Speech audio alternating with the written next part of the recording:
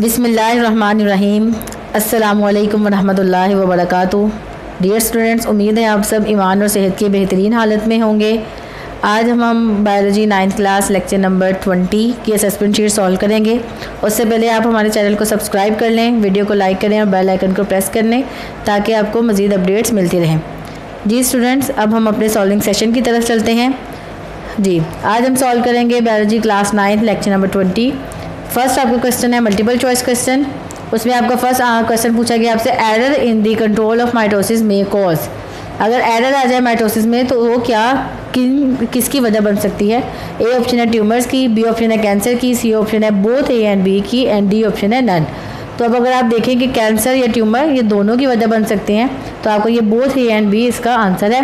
अगर आप अप्रोप्रिएटली इसका आंसर लिखना चाहते हैं कि जो आपकी बुक की लाइंस दी गई हैं तो उसमें आपका बेसिकली दिया गया है मे कॉज कैंसर, तो आप इसका आंसर जो है वो लिखेंगे कैंसर।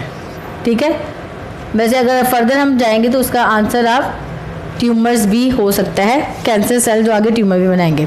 नेक्स्ट सेकंड आपका क्वेश्चन है life span of red blood cells. Red blood cells की कितनी लाइफ होती है। ए ऑप्शन है अबाउट 3 मंथ्स, बी ऑप्शन है अबाउट 4 मंथ्स, सी ऑप्शन है about 1 month and D option है आपका अबाउट 8 मंथ्स। जी स्टूडेंट्स, तो आपकी जो रेड ब्लड सेल्स होते हैं उनकी जो टोटल लाइफ स्पैन होता है वो होता है 4 मंथ्स, ऑलमोस्ट 4 मंथ्स होते हैं, 120 डेज। उसके बाद थर्ड आपका क्वेश्चन है the tumour that remain in their original location they are called. वो ट्यूमर जो कि अपनी ओरिजिनल लोकेशन में रहते हैं, जहाँ पे बने हैं वहाँ पे मौजूद रहेंगे, तो उनको क्या कहते हैं। ए ऑप्शन है बिनाइन, बी ऑप्शन है मैलिग्नेंट ट्यूमर, सी ऑप्शन है cancer tumour and D option है नन ऑफ दीज। तो ऐसे जो अपनी ओरिजिनल जगह पे मौजूद रहते हैं उनको हम कहते हैं बिनाइन ट्यूमर्स। जिस आपके एमसीक्यू सॉल्व हो गए हैं, अब हम आपके शॉर्ट क्वेश्चन की तरफ चलते हैं। बेटा इन चैप्टर की रीडिंग अच्छे से किया करेंगे। सारे आपके जितने भी शॉर्ट क्वेश्चन और एमसीक्यूज हैं आपकी बुक की रीडिंग में से ही हैं, तो उसको अच्छे से देखा करें।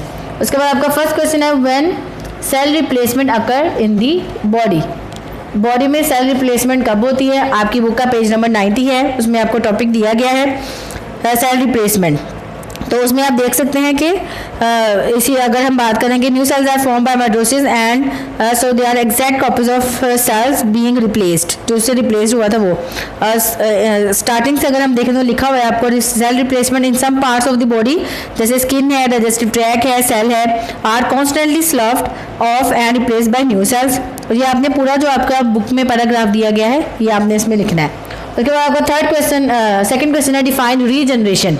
ये भी आपका पेज नंबर 92 जो है उसमें रीजनरेशन का टॉपिक दिया गया है आपको उसमें आपको बताया गया है कि some organism can regenerate part of their bodies.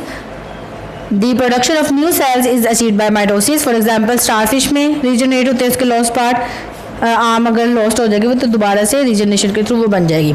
Third question आपका when phenomena is which phenomena is responsible for asexual reproduction in plant.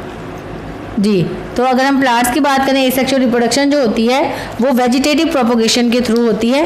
तो vegetative propagation is responsible for asexual reproduction in plants.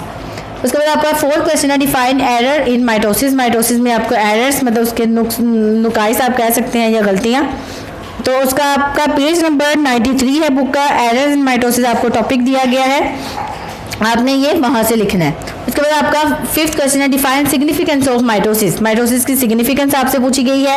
ये भी आपकी book का page number 92 है, उसकी 5K2.2 जो आपका टॉपिक है सिग्निफिकेंस ऑफ माइटोसिस, उसमें आपको इंपॉर्टेंस दी गई है माइटोसिस की, आपने ये वहाँ से लिखनी है।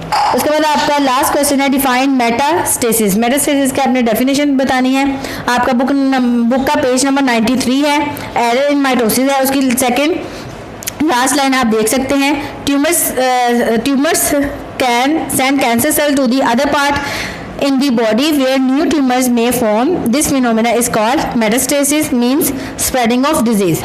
जी स्टूडेंट्स, मैं आपको पहले भी मैंने कहा था कि इस चैप्टर की रीडिंग अच्छे से किया करें और लेक्चर को ध्यान से सुना करेंगे ताकि आप ये असेसमेंट शीट सॉल्व कर सकें। सारे एमसीक्यूज और शॉर्ट क्वेश्चन आपकी बुक की रीडिंग में से आते हैं। जी स्टूडेंट, यकीनन आपको सॉल्विंग सेशन की समझ आई होगी। फी अमान अल्लाह।